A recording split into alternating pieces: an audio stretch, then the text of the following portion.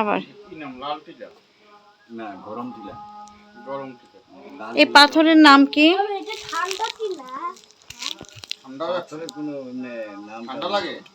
এই যে দেখতেছেন পাথর, এটা কাটলে নাকি রক্ত বের হয়।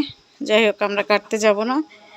এই যে এখানে পাথরকে, এটাকে কি বলে, ভোগ না খাবার দিয়েছে।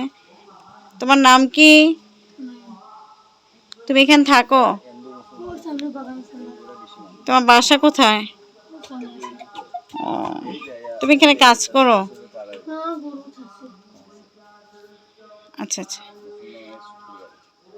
এখানে এসে যে মানুষ মানত করেছে, দেখেন এগুলা পলিথিন বেঁধে দিয়ে গেছে মানত করে।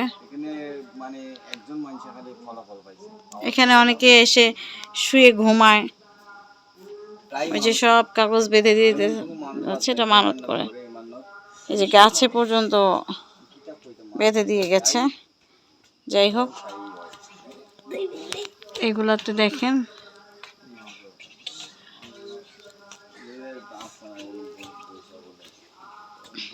আমার ছেলে তো খুব দৌড়াদৌড়ি করতেছে।